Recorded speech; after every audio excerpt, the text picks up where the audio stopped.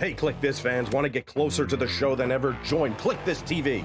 Kliq This TV offers early commercial-free access to wrestling's hottest podcast, plus live audience tapings of their show every friggin' week, and your chance to participate with Kevin and Sean in the monthly Nash and Friends watch-along show. Head to KliqThisTV.com now and get inside the show that's just too sweet. The following podcast contains mature language and adult discussion.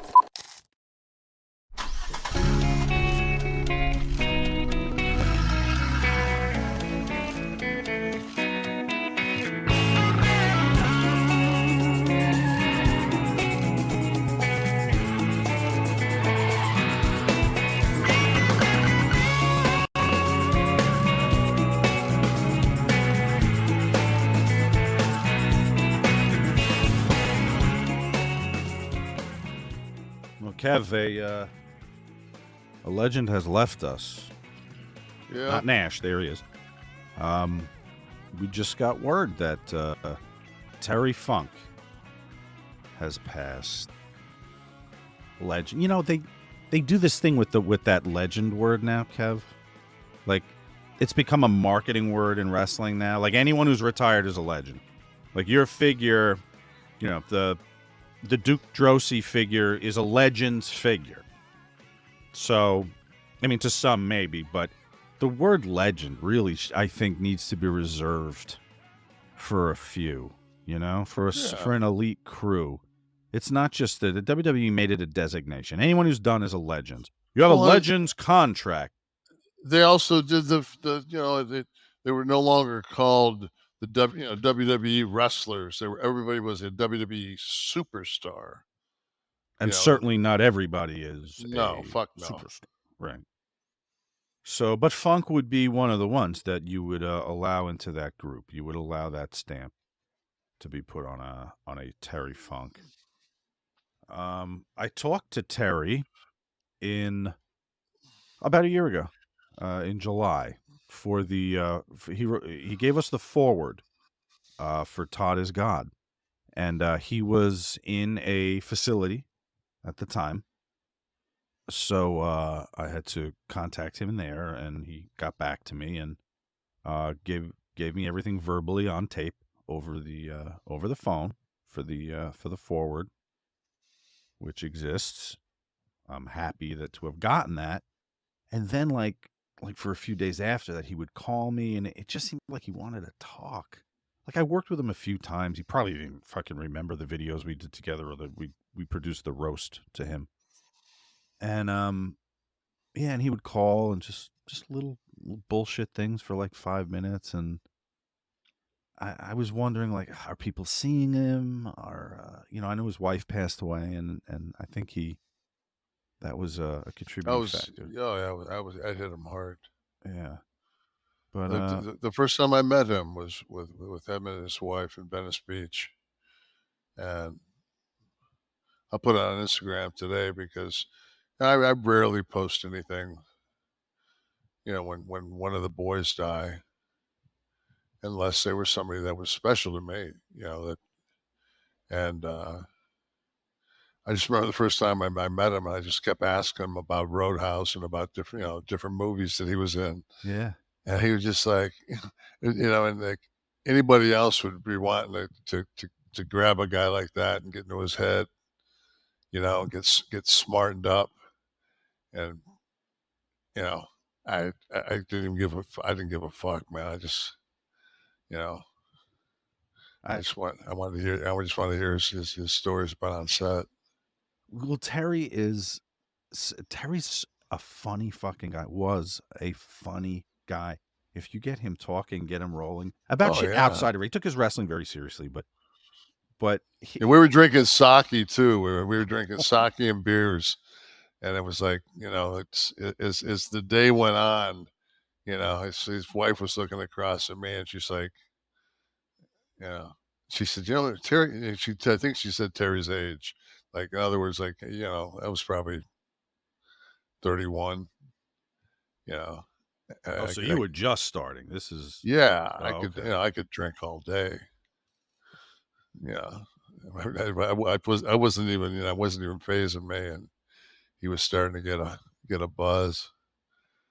But he was great, and I don't think anybody in the business. I don't think you could find anyone in the business to have a bad word to say about Terry. no, the That's the guy. last time I did anything was I did an indie show up in Thunder Bay, and God, I can't remember who I worked against. Ricky Morton. No, I'm going to ask you about that later, brother. I can't remember who I worked against, but he was our special guest referee, and he took the bump, where he catches his feet on the rope before he goes out. Mm-hmm. And he didn't catch his feet, and he fucking bashed his. It might have been Tito. I might have been working against Tito, and they're saying it was Hannibal. Who's Hannibal? Okay. Clearly, was it Hannibal? I don't know. Is this the match? Is this you coming out right now? I think we're looking at it.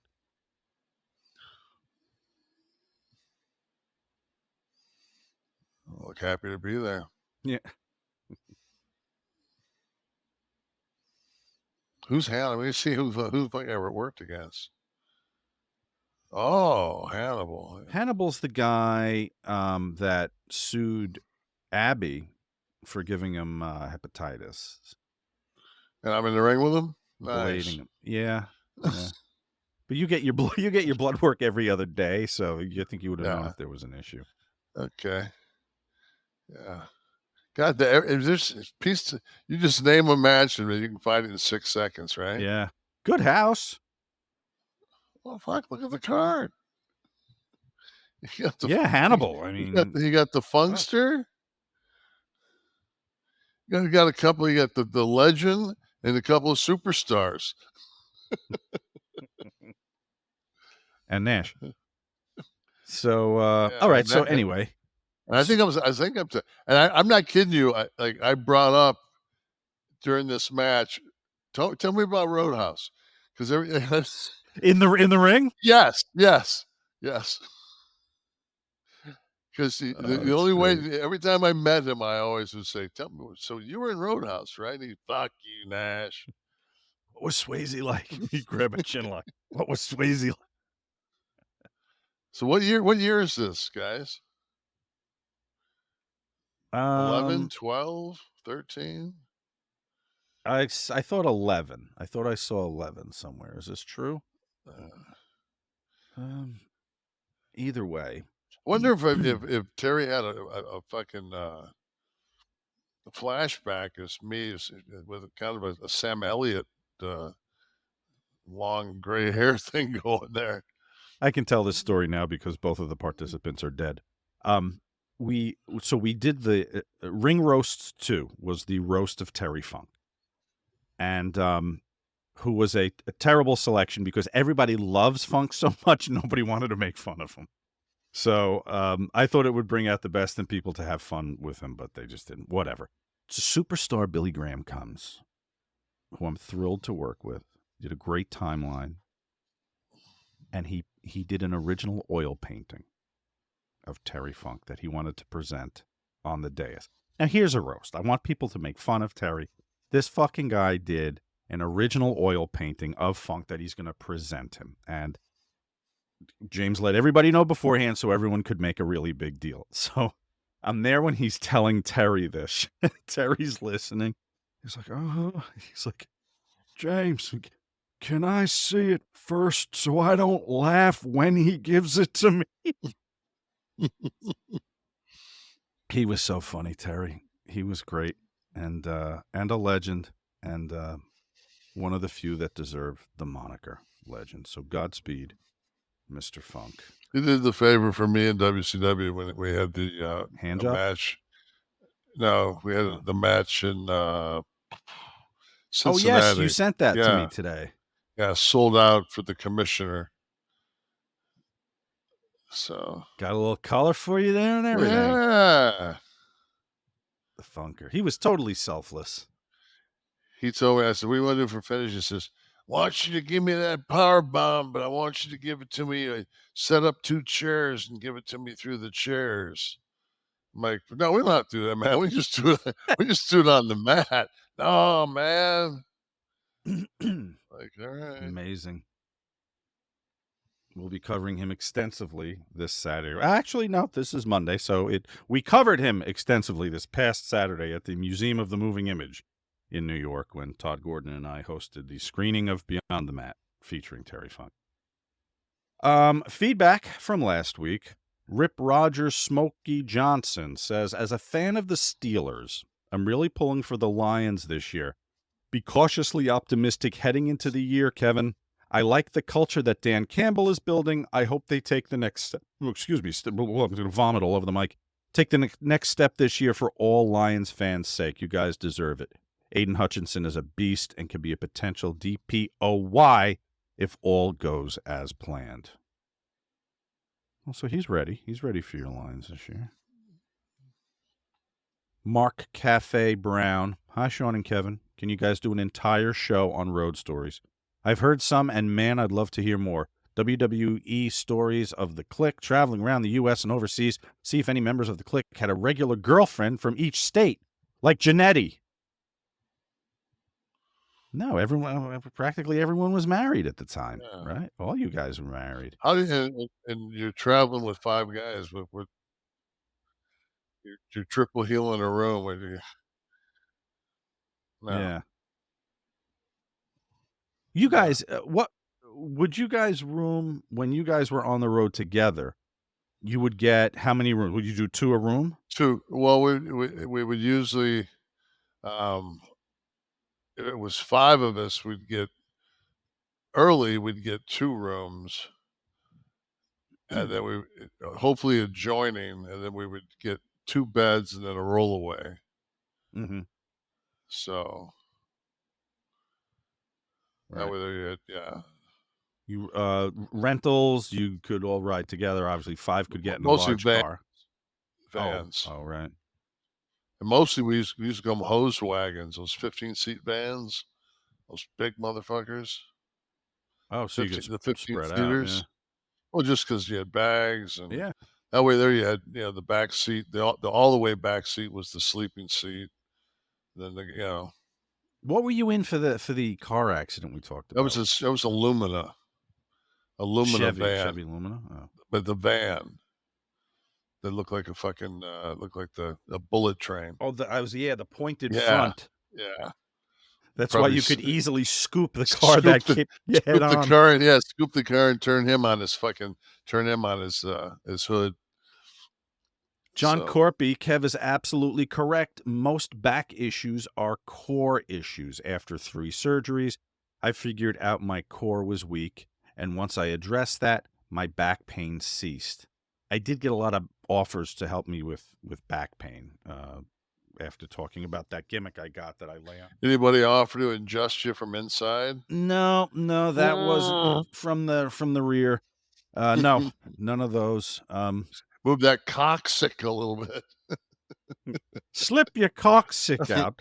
Now, I am a little more limber since using that gimmick that angles the spine. I could do the arch. I could do the arch for Kaz. You know what it probably is the fact that you get on the floor and you actually have to at least do 1 sit-up to get up. You get off the fucker. I tell people I have for as long as I can remember. I do 1 sit-up every fucking morning when I get up out of bed. My wife has a Pilates barrel thing that you can do abs on, and I was sitting there the other day, and I was just fucking around on it, and she said, "Can you do 50?" And I said, "Yeah," and she looked at me like, "Okay," and I said, "Yeah." So I did 50, and she goes, That's because it's a barrel, so you got you just gotta stretch all the way over this thing. It's basically what you're on. It's a roll though. Is it the roll? No, this is called a Pilates, and it's made by whatever his name is, Joseph Pilates or whatever his name is, but it was one of his pieces, and it's fucking really all this shit's heavy duty. We've got a reformer that, God, I can't even move the fucking thing. Probably weighs like 500 pounds. But we've got like 5 or 6 different. There's a thing called the chair and all these. My wife does all that stuff. So I know she did Pilates, but she does it at home, or she goes to a. she goes twice. She goes twice a week to the studio, and then she does usually twice. I'm trying to get her to do strength training twice a week. Well, this is not strength training. Pilates? Not the same. Yeah. Not You the mean same. you're talking about weight training then? Yes. Why? As opposed to it, if she's doing this fucking 5 days a week. I'm an ironhead, man. You are. I just believe that. I saw something the other day, and they were talking about something on one of a show I was watching. They said that, if you take a fall when you're 65 or older, it could be the end of you. You break a hip, and I'm like, fuck, I'm 64, man. Easy, mother. I'm sitting there going to myself like, I can't even imagine, like, fucking, like, I was taking bumps 3 years ago. Like, fuck you, man. Like, I'm not gonna die. I'm not. I'll tell you one thing, man. Fucking Biden, when he landed in Maui, holy fuck. Oh, the visual? See the fucking guy working that marionette. Jesus, man. Well, God damn it. Joe's what, 80? Fuck. You know what, though? I'm telling you right now, if I have anything to do with it, with his campaign,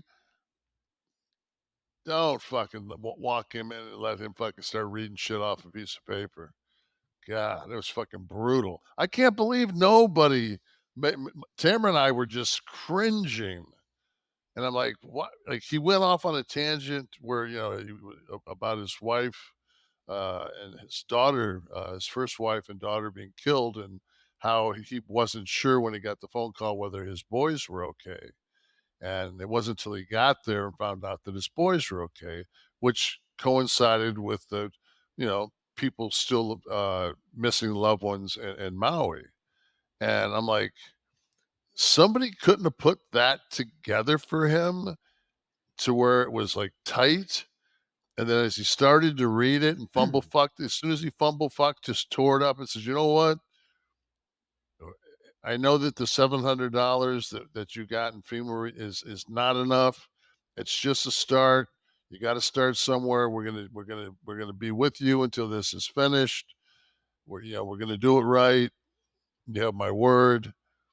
Boom, and got the fuck out of there. Because later on he had a lay on, and I don't know if they fucking gave him some stem cells or a fucking Adderall or a fucking line of Coke or all three, but he seemed to kind of pull it together later on.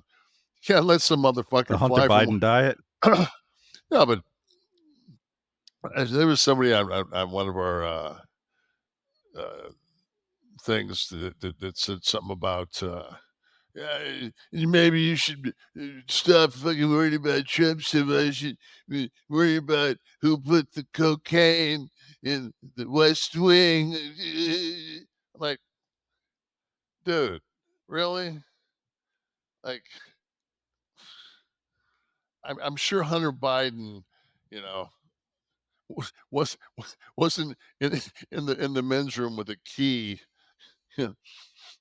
And also, I mean, throughout this, you could look back at presidents' kids and have some fun of what they were or became. He's not the fucking president, so No, I care far less. And they sit there and they talk about like $2 million. I'm like, how about the fucking $2 billion? That fucking Ivanka's fucking goofy fucking husband fucking took from the Saudis.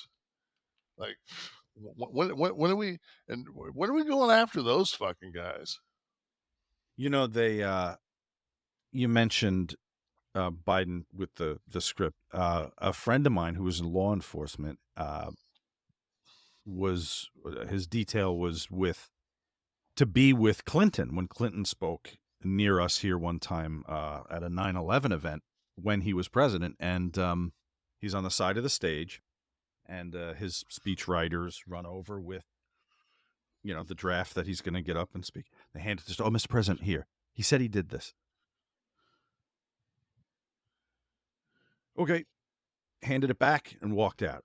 Like, looked at the names, the numbers, whatever information he needed to, and then got up and knew enough about what he wanted to say where he didn't need to read anything.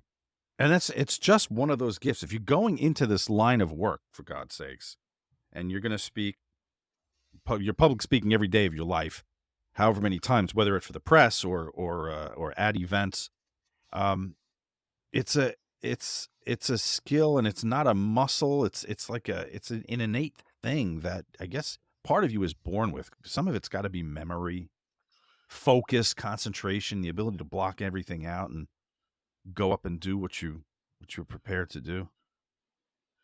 Yeah, I envy it. absolutely. How about Huckabee? Mike Huckabee? No, his daughter. Oh, yes, Sarah. Oh my God. So for you of those out there that haven't got this tidbit yet, but she goes down as my cracker of the month. She actually is. She's saying, if you don't know, she's the governor of fine state of Arkansas, and she's basically wanting to stop them from getting credit for Black history courses towards their graduation.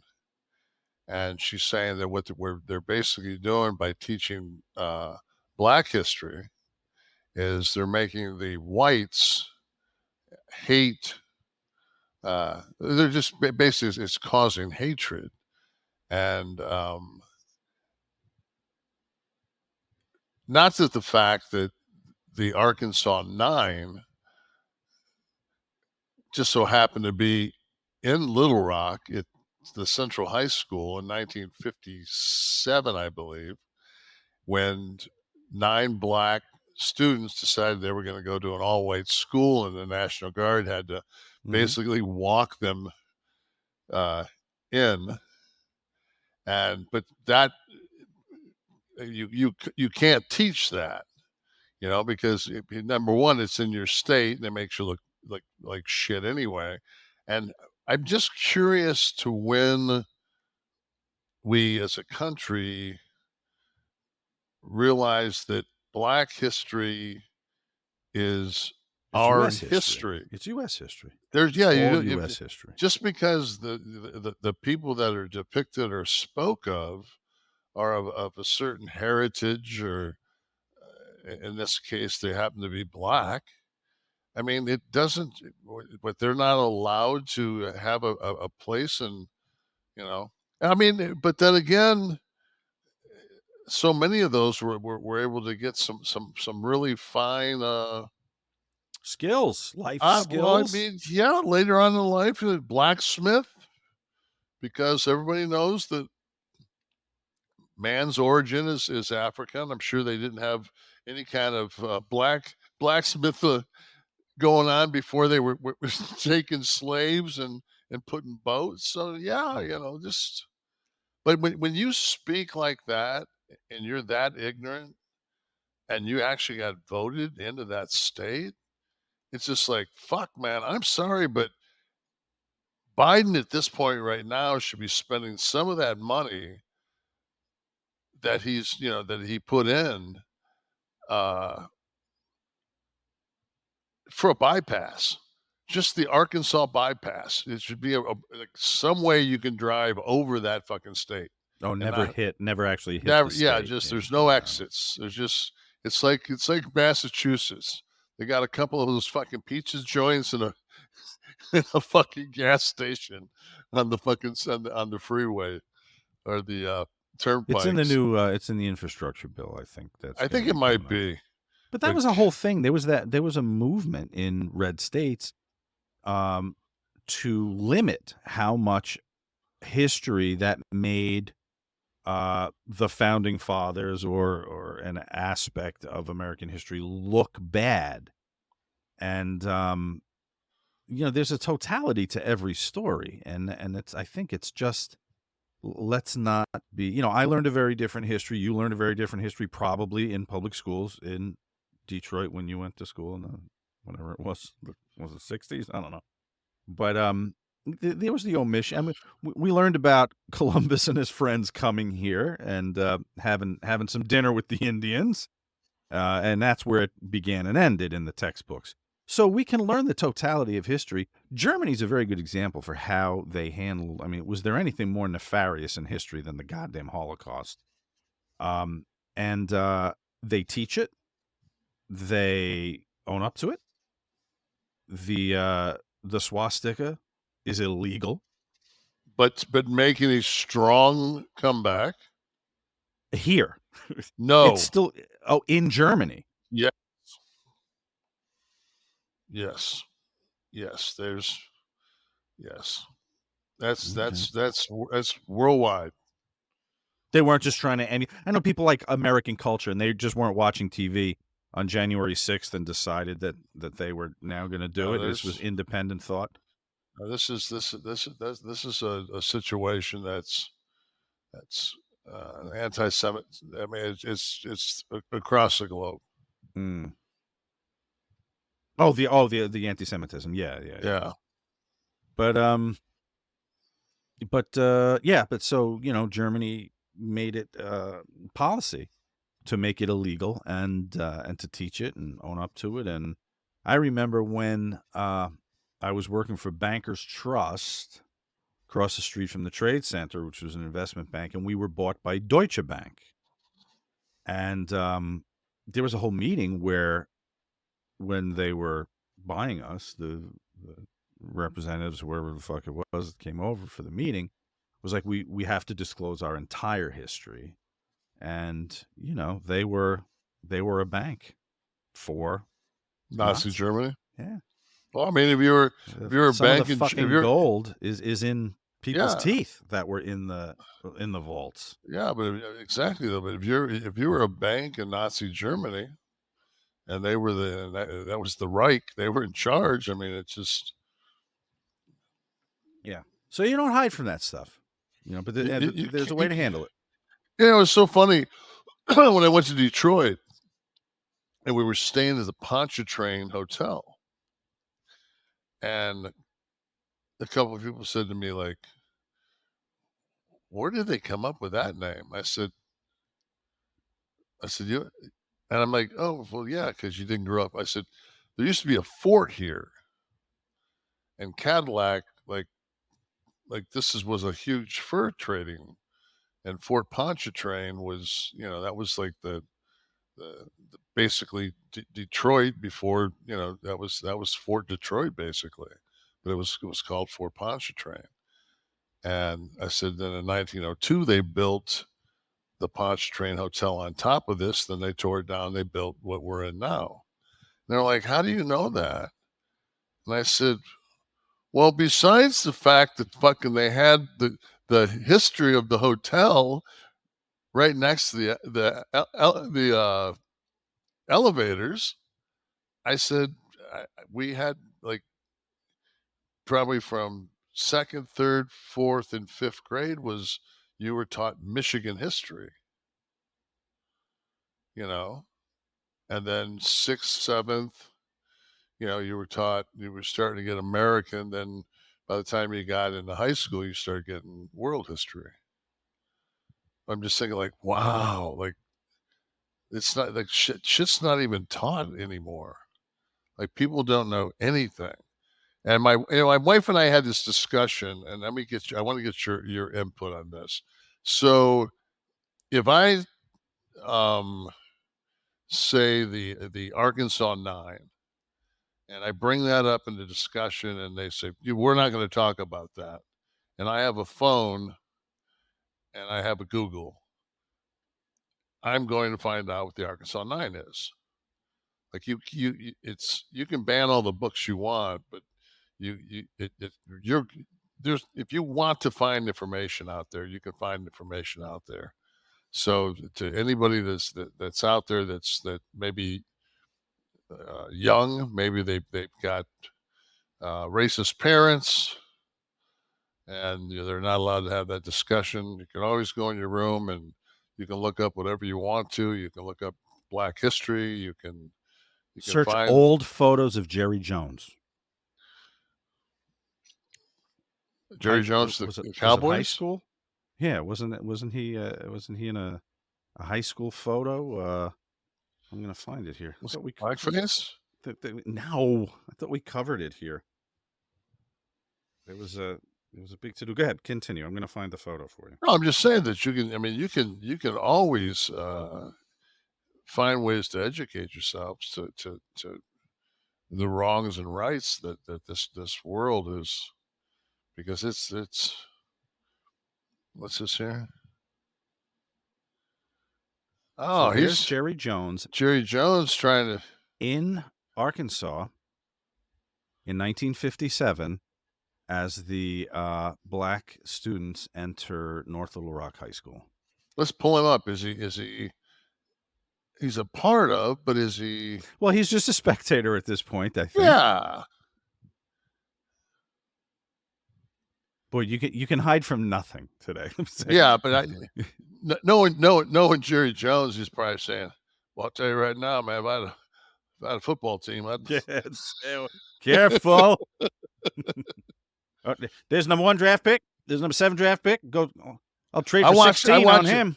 I watched the thing last night on SMU football on 30 for 30 ESPN. Holy fuck! When they had Dickerson in that group. Mm-hmm. There were guys making fucking $1,000 fucking like they were salary. Payola, the worst thing. It's the worst case of pay. It made my experience of college athletics like indies. I mean, they were the unbelievable, man. Eric Dickerson. I'll check that out.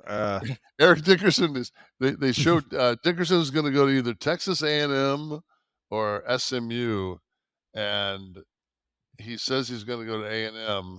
And like the next day, he's got a T-top gold Trans Am in his front yard, and then they said, no, his grandma bought him that, and then they went like when he actually told Texas A&M that he wasn't going, then he said, no, my grandma got this for me. And then they SMU came behind and cleaned up the mess. But to this day, they were talking to Eric Dickerson. He won't say a word. Or he doesn't. So he doesn't. No. Wow. Because that's like mob 101. If you never snitch, like right now, I mean, it's like there should be, because now with the writer's strike, it's like snitchamania. That should be the new game. Who's going to snitch on who first? Mm-hmm. Or Georgia election. Well, Meadows, Meadows and the other cat both got the judge, the federal judge said, "Fuck off." I know they wanted it. Yeah, that got vetoed before I came out down here. Andre Elegant, basketball used to be way more physical. Rule changes to help the Bulls against the Pistons, and then further rule changes to limit defensive play in response to Pistons and Spurs in the 2000s have made the game all about scoring from the outside, which you talked about last week.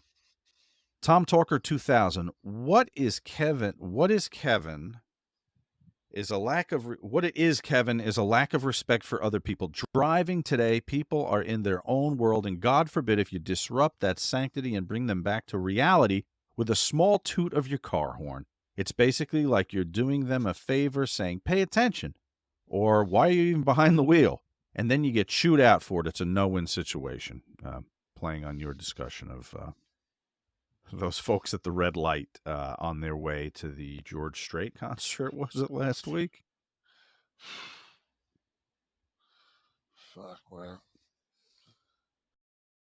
Double J, Jeff Jarrett, here with a few of my pals to tell you about the total nonstop savings happening over at SaveWithConrad.com.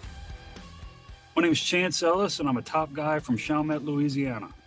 Well, after months, actually years at the time of listening to the podcast, I guess I heard the marketing efforts, and I decided to pick up the phone and give them a call and see if they can help me. I wanted to see if I can lower my term and payments. I got to work with Mr. Larry. It was very, very convenient. He was always there to answer my calls. He would work with me via text, email, just kind of at my own convenience. So it was actually really nice. I got to keep my monthly payment just about the same.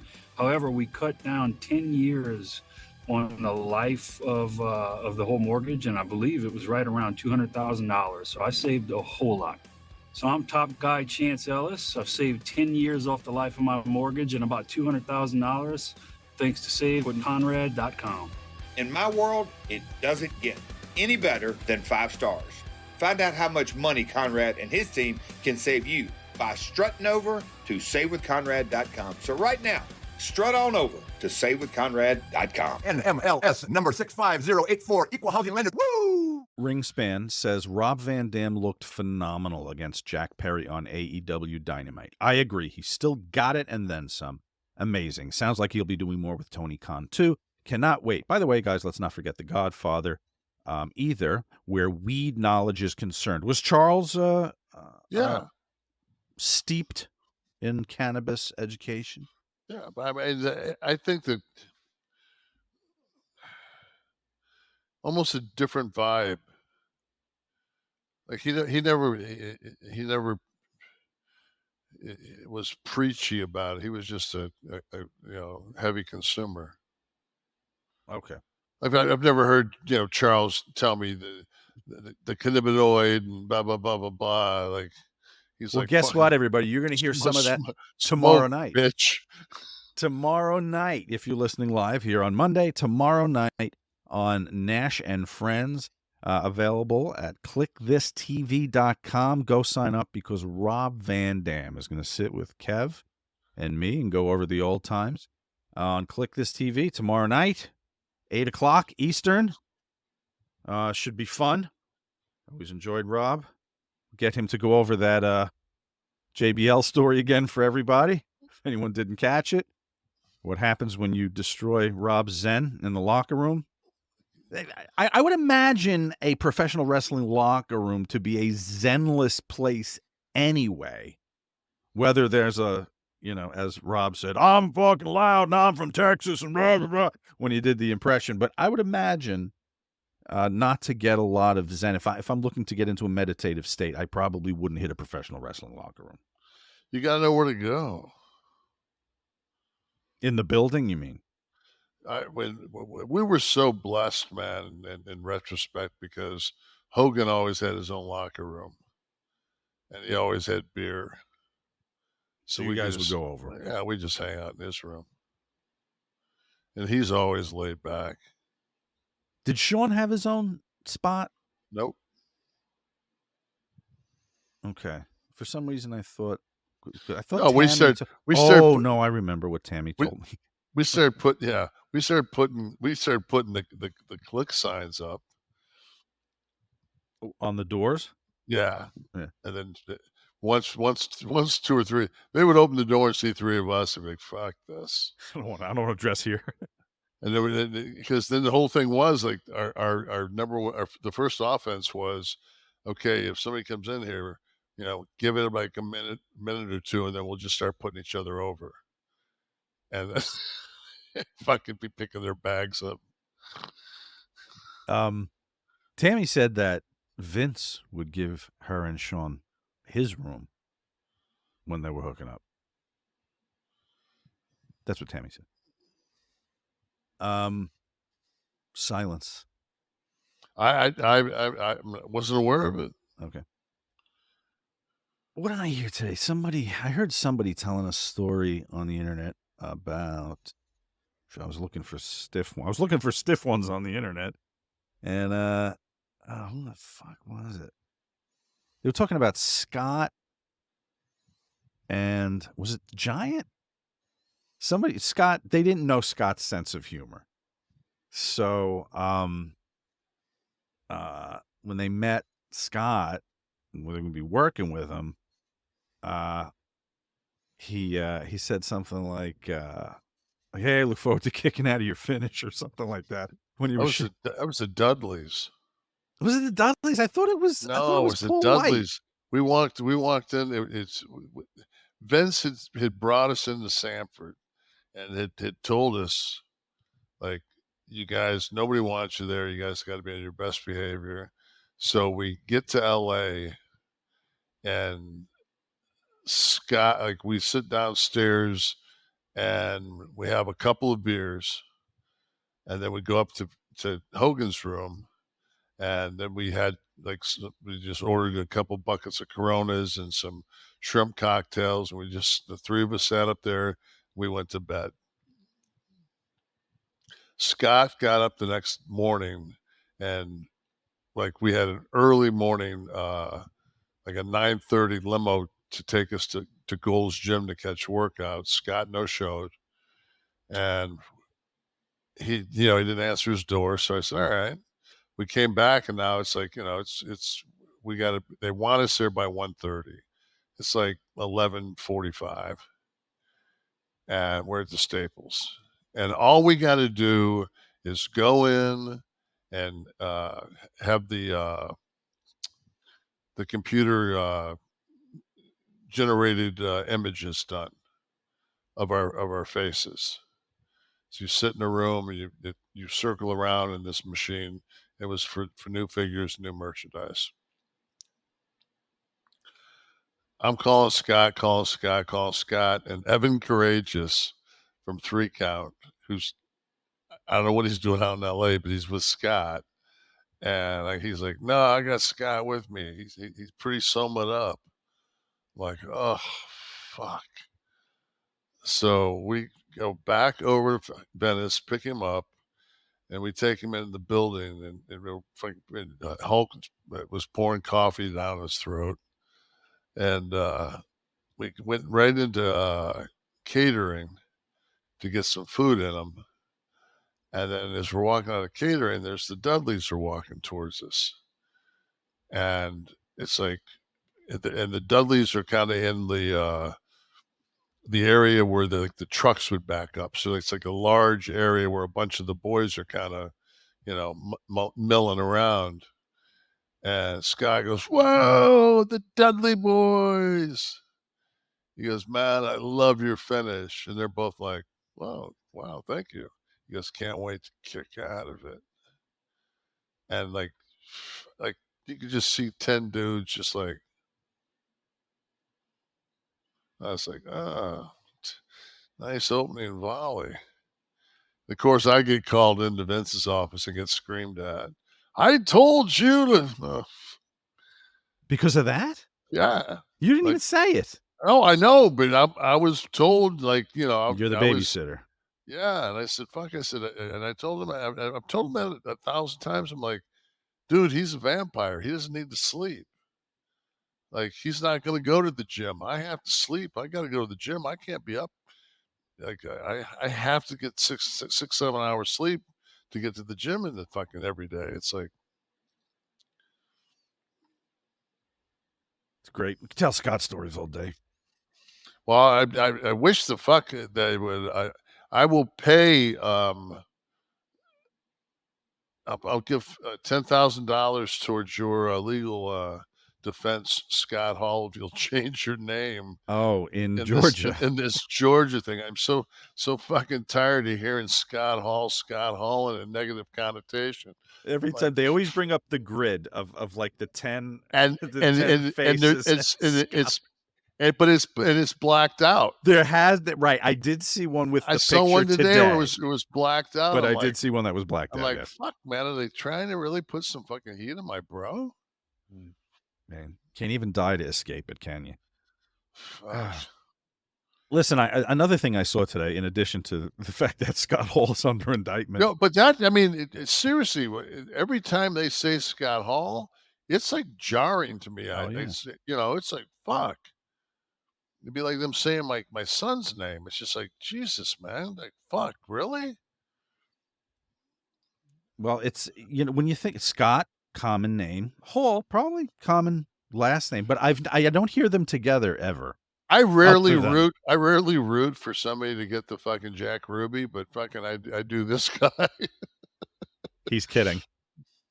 It's just a fucking free drink at the fucking strip club and that Jack Ruby. Yeah, that Jack Ruby. Why? Gotcha. What were you thinking? I already got one thing in the mail from the Department of Justice. There he is. Looking a little like maybe the love child of Sean Morley, and Val Venus, and maybe Kevin Kelly, maybe a little Woody Harrelson in there, and the very high forehead, the big Herman Munster, Fred Gwynn forehead. There's a smorgasbord of those seminal fluids. I think he looks a lot like George C. Scott. There's a little bit of what's his name in there too, Road Dogg. Yeah. I'm gonna put Road Dogg and Val Venus. Okay. Kev, I want to go back to another time with you for 1 second here. I came across this. I had no knowledge of this, and on classic wrestling, I feel myself to be fairly well steeped. Certainly more so than the contemporary product, which I'm reminded by fans of all the time. I'll be the first to tell you. But I want to play a little clip here that I found about Ricky Morton talking about an angle he worked with you on indies. Here, this is Ricky Morton talking about something that happened years ago. I don't know, 2010, 2011, something like that. So here, that's why I referenced Ricky Morton before, by the way. So what the hell is he talking about? Go ahead, play it. I'm out on the independent circuit, not making a fucking dime. You hear me? Mm. So I did an interview like we're doing now, and somebody asked me about Kevin Nash and an incident. But see, the incident was a work too. And I called him a cocksucker. I called him a motherfucker. I called him the shits. And boom, I went through this whole thing. But when the interview was over, Robert Gibson goes, "What did you say that for?" I said, "Robert, watch. One day he will bite on it." You hear me? Kevin, now, if Kevin's smart to our business, he knows I don't mean shit about that. The same thing we was talking about Jimmy Cornette earlier. If you're smart to the business, that's just what they do. Jimmy Cornette probably makes $50,000 a month off his damn podcast. He's got all these sponsors and stuff. Hell, I'll be on there stirring up shit too. But then I'm on the independent circuit. So what happens? Kevin Nash bites. Now we got all these interviews with Kevin Nash is coming, 7'7", all man. You understand what I'm saying? Here I am, this little son of a bitch, but I'm fighting for the rights of the independent worker.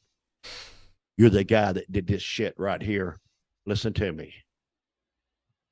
This is an independent show. At that time, it was the biggest fucking crowd they ever had. You hear me? Mm-hmm. This son of a bitch was sold out, a big old building. It was on pay-per-view. All right. I made what I got guaranteed. That's the biggest payoff I ever had in my life.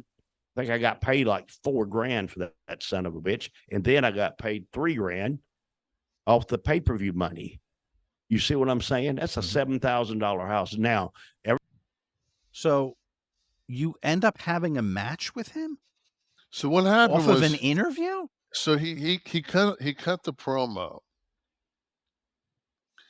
And I didn't have Ricky's phone number, but years ago, and I remember that like it was yesterday. It was one of the reasons I think I referenced Pikeville, Kentucky so much is it was snowing, and there was a few of us that got to the building. I was one of them, and Ricky Morton was one of them. So fucking Barry Windham, who was he was working, but he was also office. He said, "Can you, you know, Ricky, can you go out there with Nash and give me, you know, like 20 minutes?" And I'm thinking, don't ask Ricky, man, because like you need to ask me. I'm the one that, you know. I'm thinking, fuck, man, I haven't went past 10 minutes in my career. I've only been in the business maybe 3 months. Like actually, you know, on the road working. So Ricky says, you know, he says, man, he says, just don't rush me. He says, let me sell. He says, you know, and we went out there and we put 20 minutes in, and it was just like, I thought, fuck, like that's okay. Like, I mean, I learned, it's one of those things where 20 minutes with Ricky in the ring was 6 months of me just learning on my own, what I learned in the ring that night. And you never forget the guys that, you know, that smarten you up, especially the ones that give you their body when you're, you know, as Rob would say, a little stiff, a little snug. And so I somebody told me about it. And I've never been a big, you know, I was never a big internet guy or anything else. I'm still not, you know. And That's true. yeah, and so I saw it. So I said, man, I got, somebody gave me his phone number, and I called him. And I said, what's the deal, man? Like, you know, he said, well, I got this promoter guy, and he don't think, you know, and you know, Ricky basically said, like, we were going to work this guy together. So, but he doesn't tell you till after you call him. So he completely goes into business for himself, right, cutting a promo on you on a shoot interview somewhere, right. Okay. But so then but he knew because he got the response that he wanted. Because I thought he was shooting. I'm thinking, what did I ever do to this motherfucker? So, and I was hot. But at the same time, I'm just like, well, I'm gonna talk to Ricky before I, you know. And he says, so I called the guy that put the interview out, and I said, man, I got a promo off that little prick. So we cut it, and it was like by a barn, and you know, I basically said, you know, like, fuck you, you loser, you know. I said, just, you never made any money, blah, blah, blah, blah, blah, blah. And is that my promo? Is this the promo?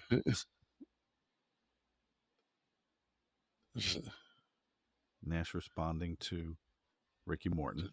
Do we have it? Are we You gonna know, play? maybe 20 years ago in Pikeville, Kentucky, I wrestled you. You probably don't remember. You were a star then, not the crackhead you turned out to be. Well, you know, there's a saying. A little stiff. Be kind to those you pass on the way up. There's a real good chance you'll pass them on the way down. Well, I'm still at the top of my game and have been for over 20 years. You, on the other hand, what have you been doing in the last 10 years? Not wrestling, washing dishes, selling your possessions, being pathetic. So you decide to run a tirade on YouTube. You decide to tell everybody that you hate Kevin Nash. Ricky Morton, you don't know Kevin Nash. You might have read something about him, maybe even on the ever so interesting and correct internet.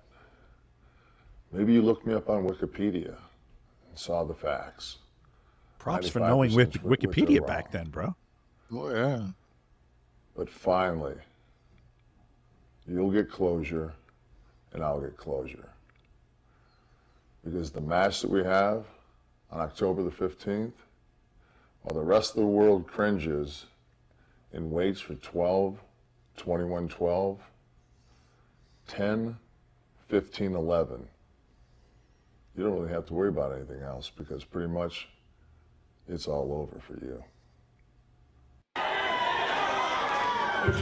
Good God. We don't need the match. No. Oh, this is the contract signing. Yeah. Jesus Christ. A whole full-fledged angle. Dude.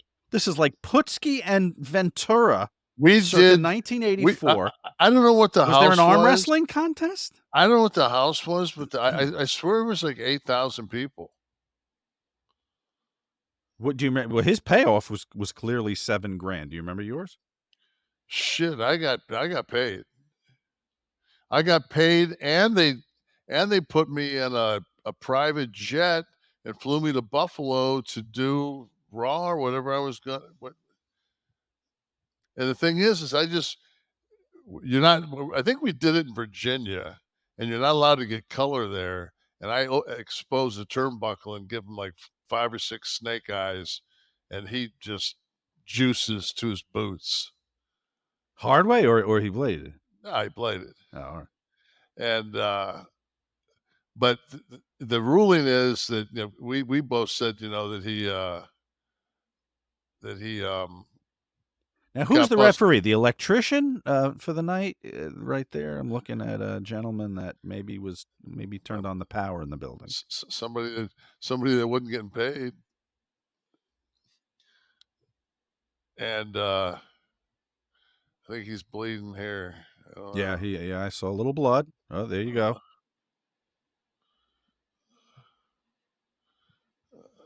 And so they wanted to find us. We talked him out of it, but I left him in the ring and we did a count out. So he ended up going over on a count out. So I didn't beat him. And no real finish after all that. The signing, and you couldn't give us a pinfall. Shit, brother, I gave him the Hulk Hogan, brother. We got their money.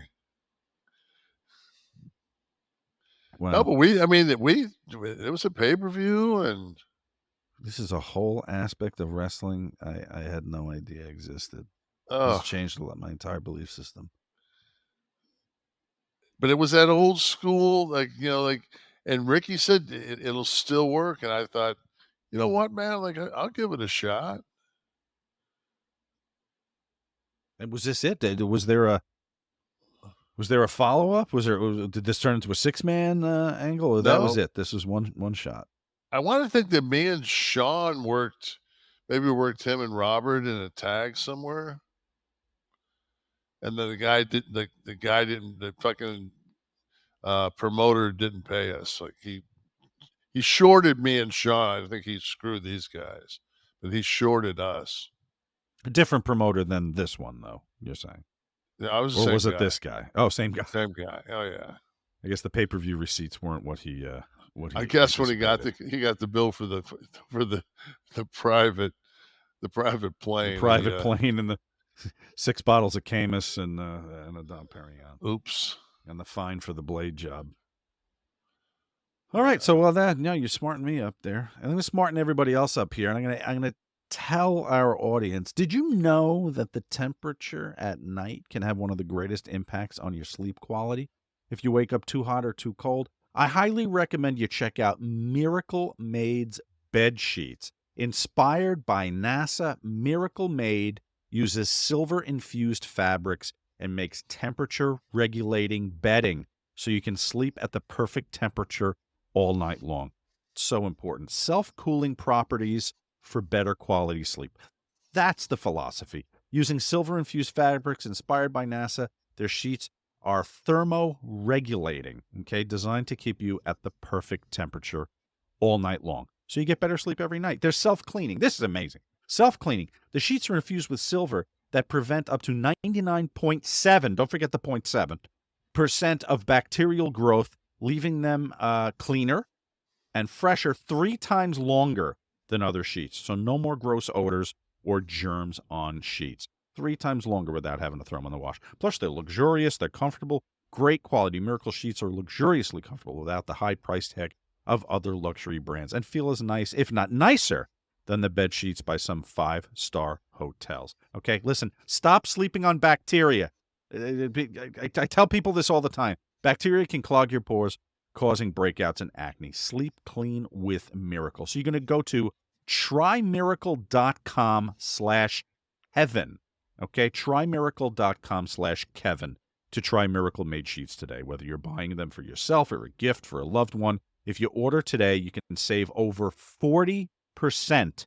And if you use the promo code Kevin at checkout, you're going to get 3 free towels and save an extra 20%. This is mind-blowing.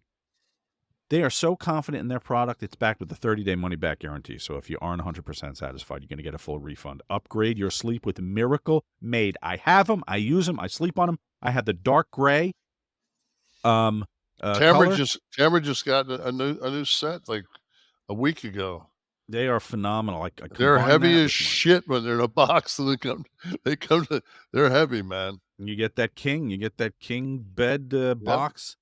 Go to trymiracle.com/Kevin. Use the code Kevin to claim your free 3-piece towel set and save over 40% off. Again, that's trymiracle.com/Kevin to treat yourself. Thank you, Miracle Made, for sponsoring this episode.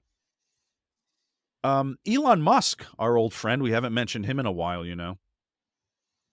as you know. Somebody told me that he was taking the block off of Twitter. That's exactly what I was going to tell you.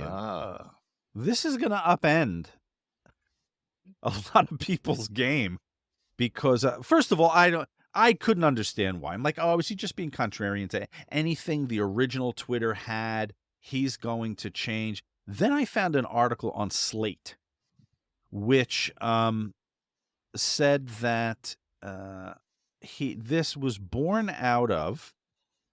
Here, I'm going to read the exact quote. It's reasonable to quote from Slate. It's reasonable to think his motivations are more specific. Musk seems to have become aware by the week of this year's Super Bowl that one of the most commonly blocked users of his own website was who? Him. Then, Platformer reported that it deeply bothered Musk when Joe Biden, who is president of the United States, got more impressions for a banal football tweet than Musk did for his own. Musk reportedly was determined that one of the reasons for this grievous lack of reach of his own tweet was so many people. For his grievous lack of reach was that Twitter's recommendation algorithm was penalizing him unfairly over the number of users that had blocked his account, thereby shielding themselves from seeing Musk's posts. So because he had been blocked by so many people, the block function will now be removed. Now, James Woods, the actor, I always admired him as an actor, a bit kooky politically, but a bit. He's come out and waged war over this, telling Musk that called him a greedy capitalist, and it said his vow to do away with the block button would make the site untenable for public figures such as himself. Quote, Woods says, In the midst of a libel suit, I was targeted by 30 trolls. The defendant enlisted to harass me. X will be untenable for people like me who are willing to share their identities. If he does this, I will have no choice but to retire from the site. To which Musk simply tweeted, where is his tweet? I want to get it exact. Delete your account. What do you think? Again, it's like I used to. I guess I do block people because I don't respond to people. I just if they're really ignorant, I just block them. But a lot of times it won't be anything that has anything to do with me. I'll just be reading a stream or something like that, and then somebody will come along and have some just whack job idea. Mm-hmm. And I just say, well, I just don't need this person in my life, and I block them. So, but losing the ability to do that, I think, is going to make for a much more unpleasant experience for many people who do block just to keep garbage or negativity off their feed, but then people who are directly attacked, like people like you, James Woods, apparently. I think I put a negative tweet out today. It was like the first time I can think of in probably 5 months, and somebody said, I don't know if it was. I know Dean Cain was involved in the tweet. I don't know if he liked it but he's very right. And he was saying something like, with Biden giving everybody $700 and Maui, how could anybody on that island vote for him? I said, well, at least he gave it to him. I said, if Trump would give the $700 to his legal fee, that was my. Dean didn't like that, did he? I didn't. I don't look. I don't look if I charge anybody. I just, usually I'm taking a deuce, and I just like I tell Tammy that all the time. She goes,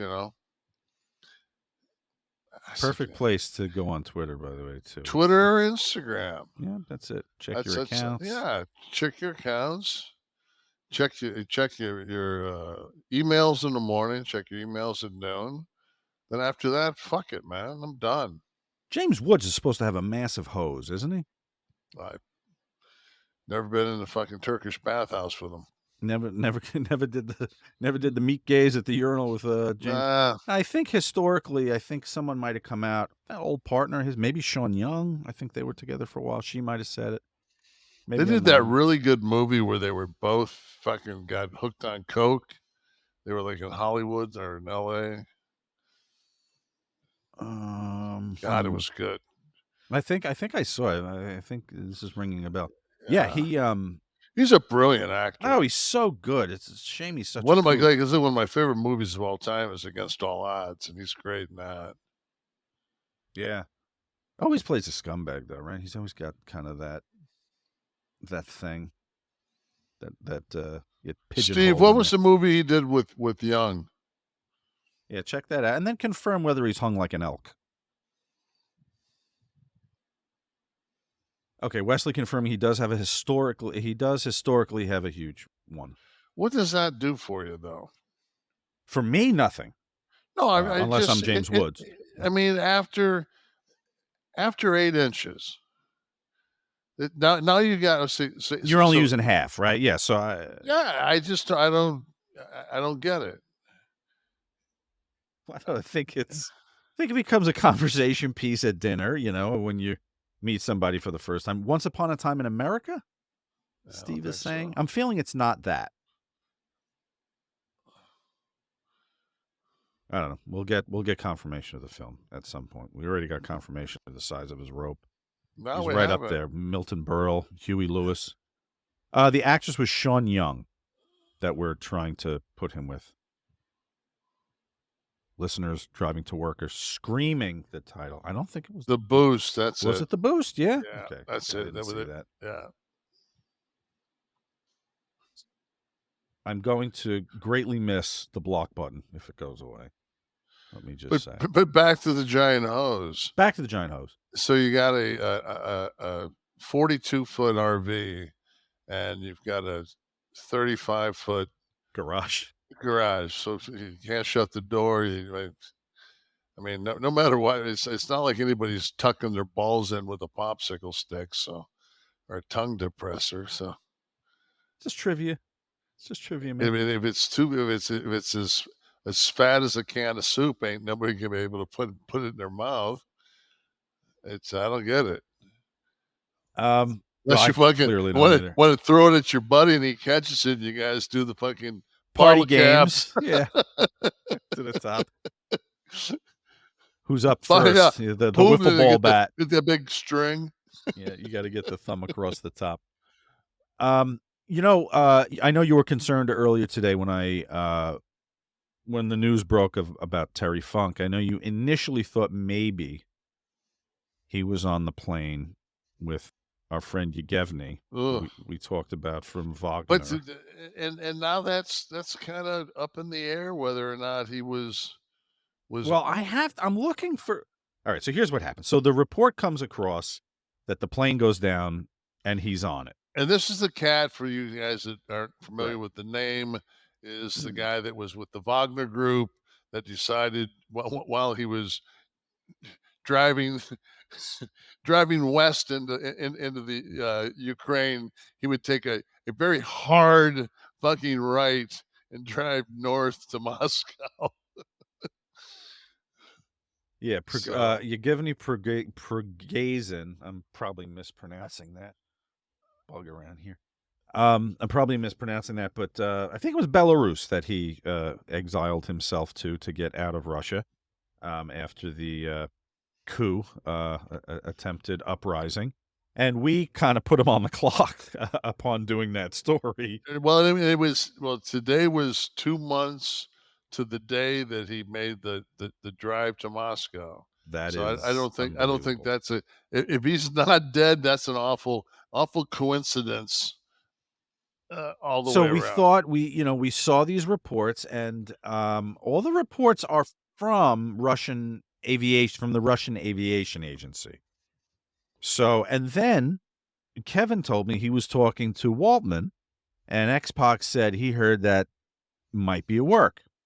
I just said, oh, well, every wrestler thinks everything's a work. So, but I'm still looking, and this is, again, still new news. It's today this happened, and I still cannot find anything other than the Russian Aviation Agency doing this. There are no reports. But you also, anything else. They showed a picture of the plane. It was a small plane too.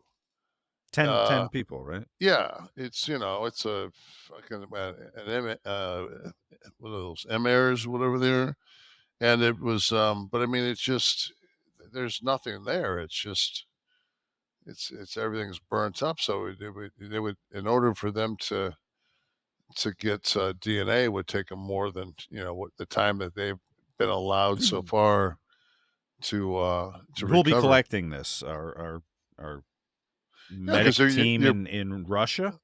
Well, you're going to have 10 different bodies. I mean, I think you had a crew. I think you had 2 stewardess, maybe 6 of the Wagner group.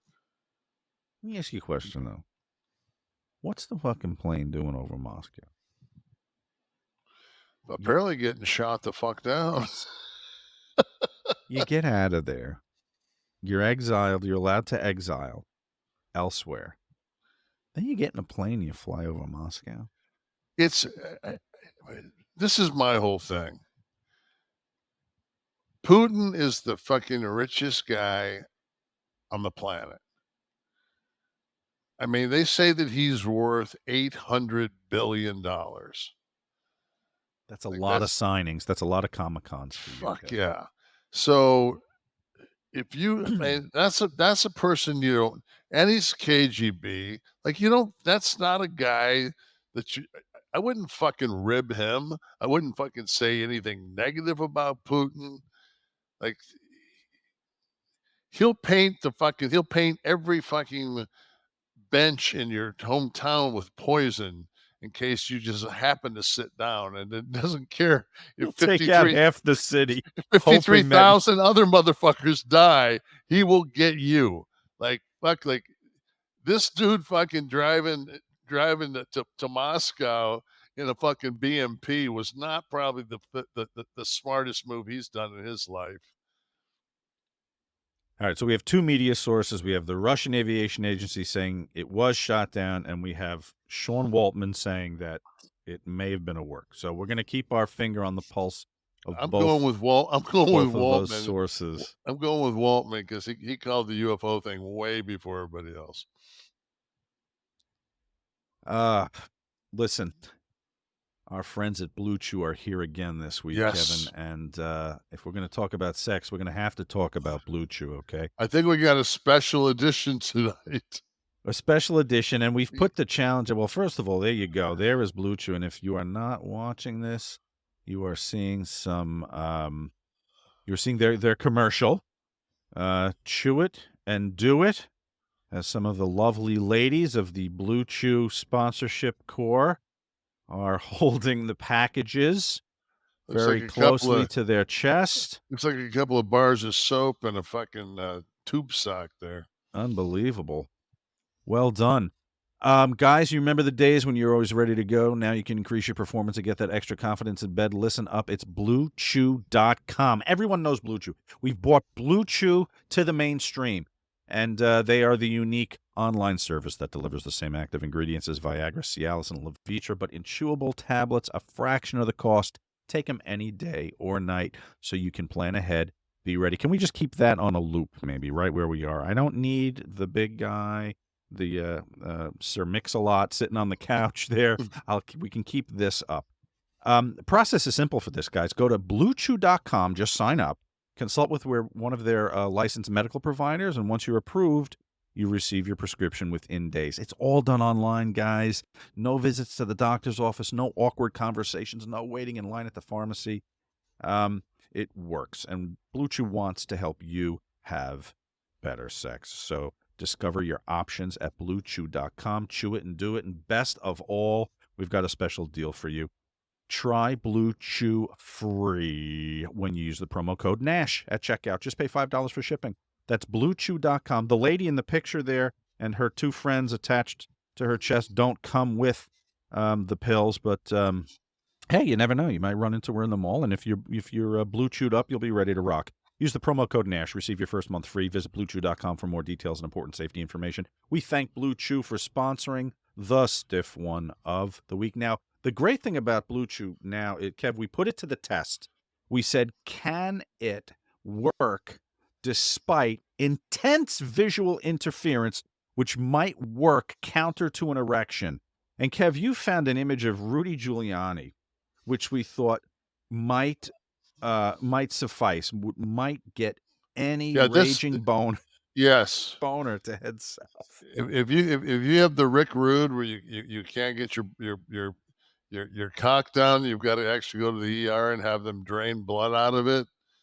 Fucking Giuliani and Shaq's in Shaq's golf shorts.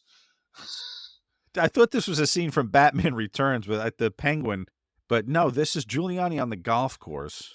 This is Giuliani saying, "Fuck you, Danny DeVito. I'm in way worse shape than you are." Unbelievable. But you know what? What a fucking Blue troll. Chew was not sunk by that attempt. So BlueChew.com, guys.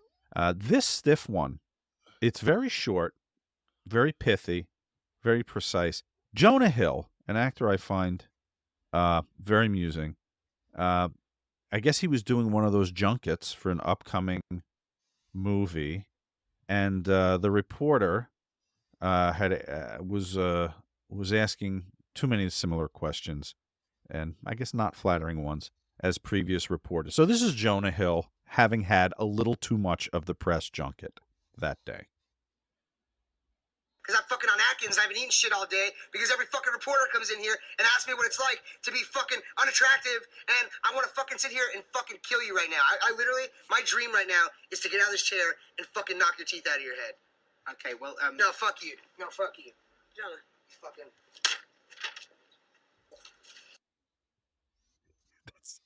That's it. But I mean, what more can you say? I could see you on a long afternoon. Oh, I remember we were doing the press junket for the second Magic Mike, and we're sitting in the room.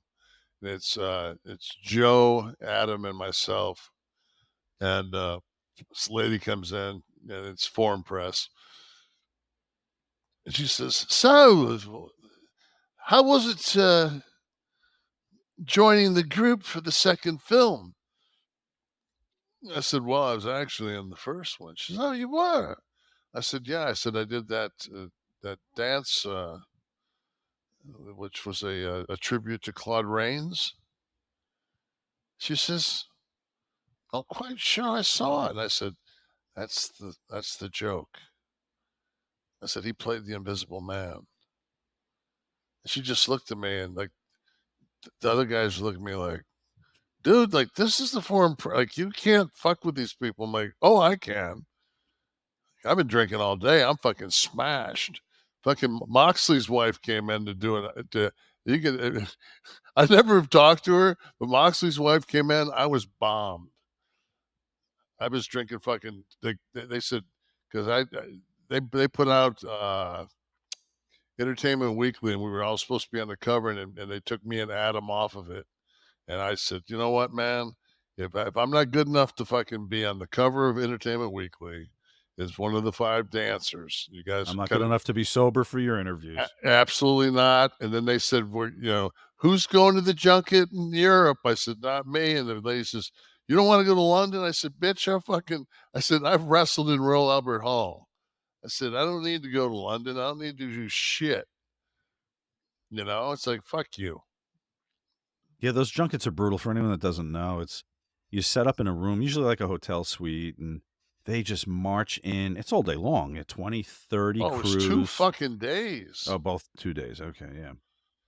And they just march in press all day, all asking largely the same questions. Then you go into the big room, which is like an auditorium, and they fucking grill you. And they were grilling me about steroids. On Magic Mike? I mean, at the Magic Mike press, they were grilling me on steroids.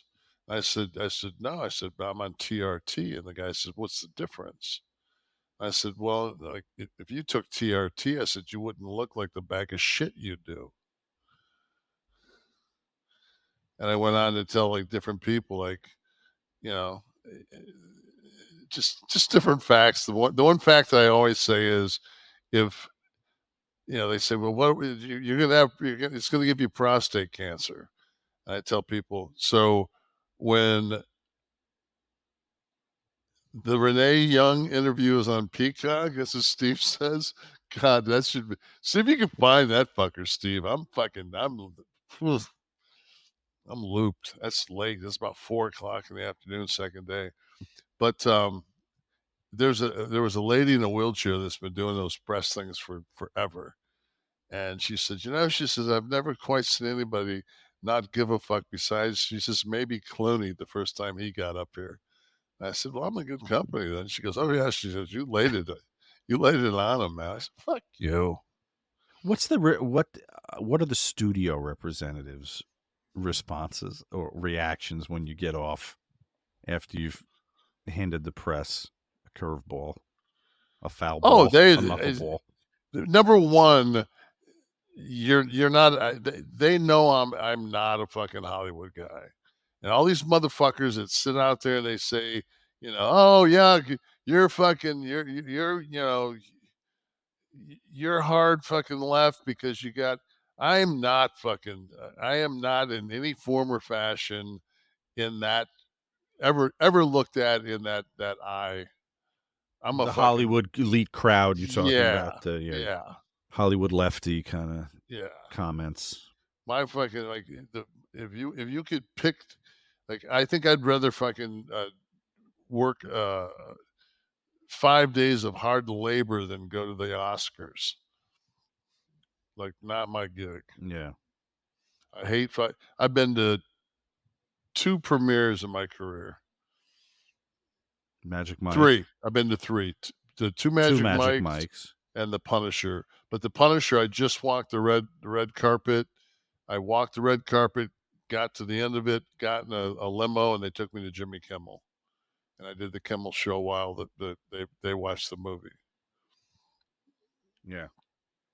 So I was accidentally on a red carpet at a premiere for Everybody's Hero, I think it was called. I don't know if I talked about this on air. It was an animated film about Babe Ruth's baseball bat. And so I did some voices in it. So my wife and I go to I just get invited to the screening. I don't know what's coming. So cab drops us off by a side door and give our name. They're like, okay, so just now step this way. And they direct us to the red carpet, which is actually green carpet turf for the baseball. So we're in line, and in front of us is one of the stars, Raven Simone, And behind us is Brian Dennehy, who's kind of in line. You know how it goes. You're waiting to go out, and they give you. And on one side is the step and repeat with the logos, and then the other side are like police barricades with all the press. And there's little signs with like Entertainment Tonight, Access Hollywood, little papers taped for which camera and which reporter is. So Raven goes out, the camera, the flashes go off. They call her over. She steps to each of the things. Then we get a go from somebody. Kevin, this is wonderful for my ego. Every camera light gets turned off. The cameras get turned down. The producers turn and confer. They're preparing for the next star that comes out, changing batteries in the microphone. I'm walking through life. I said, no one at all is looking at us. This is absolutely phenomenal. I wanted to run over and just punch the woman from Access Hollywood in the face just so all the cameras would go on and I would be caught on tape doing something that night.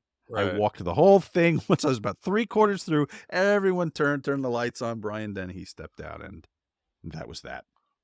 That was tremendous. All right, Florida man and Jersey guy, everyone's favorite game. Kevin, your record is impeccable.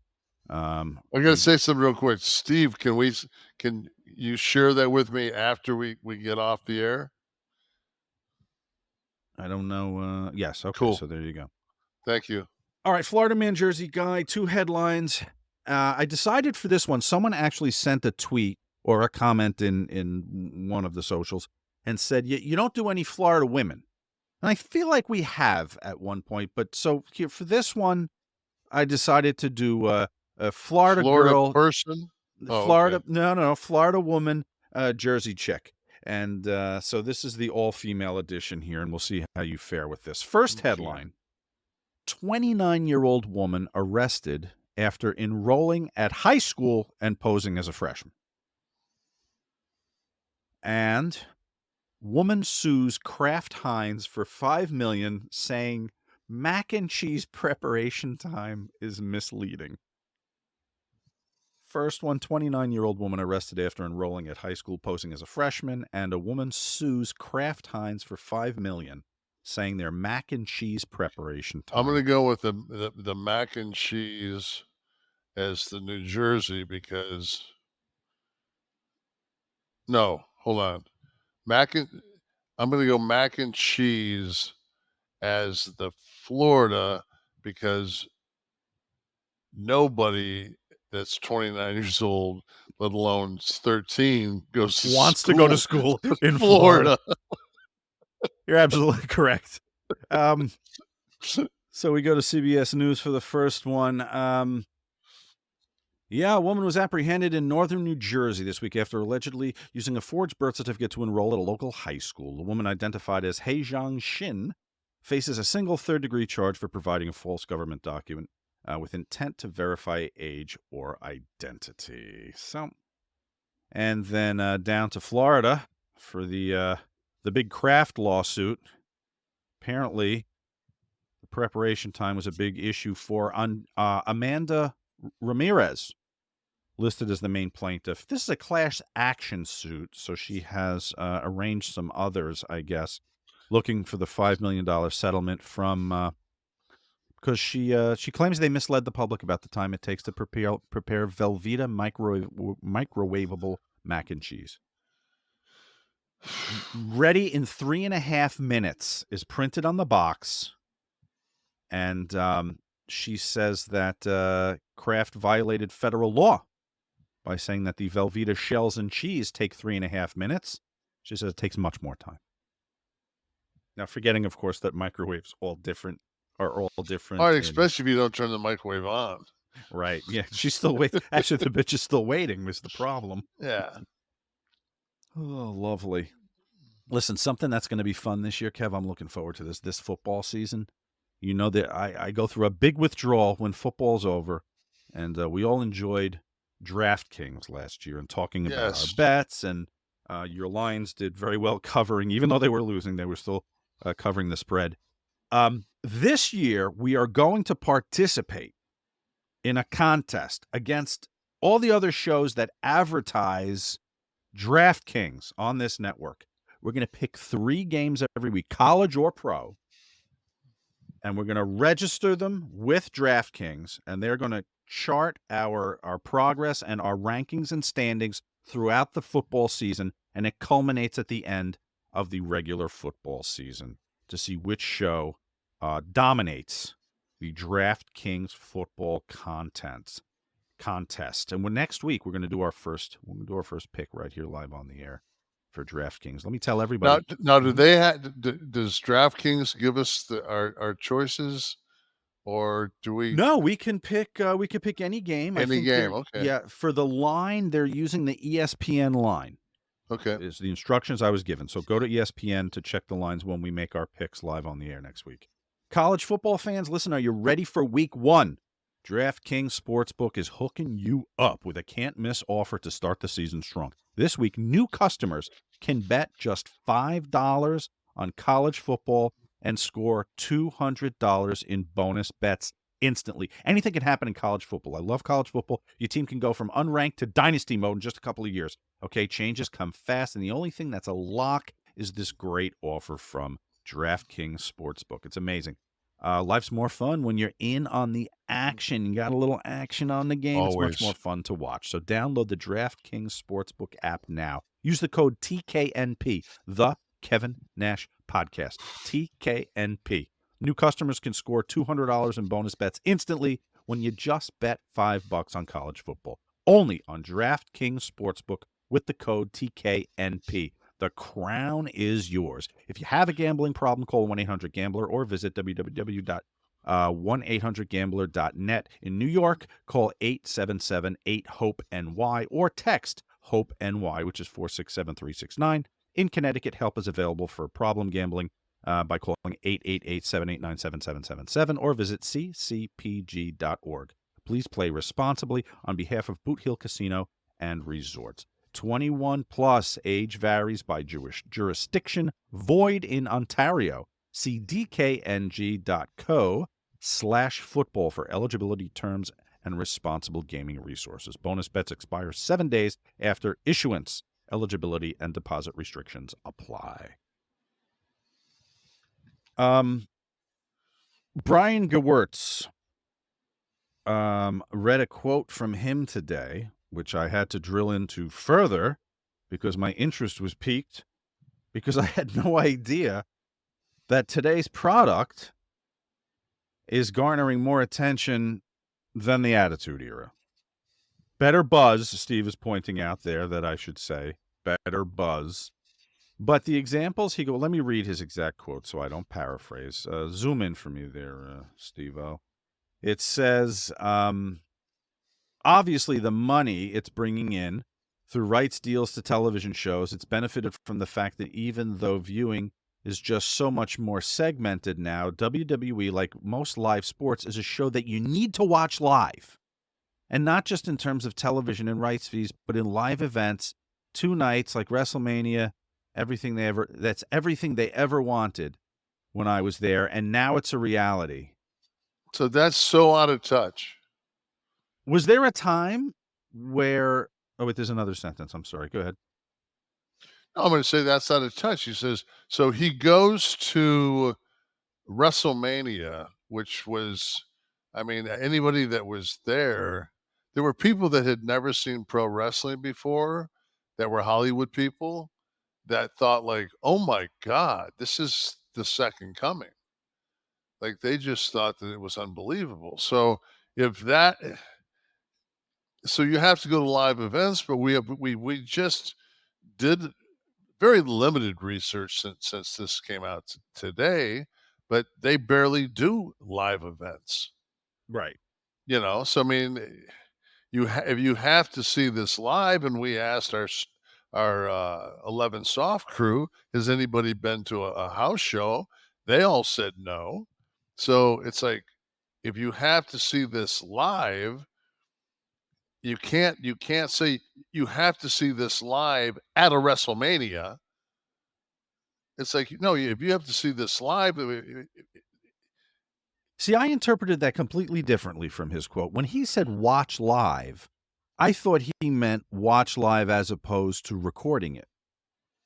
No. Like watch live at home.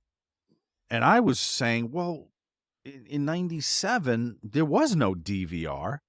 You could just put your cassette tape in and set your VHS gimmick to record it that night. But there was much more live viewing then than now. Everyone DVRs everything. That's not what he's talking. Put that back up. Put it back up. It's not what he's saying.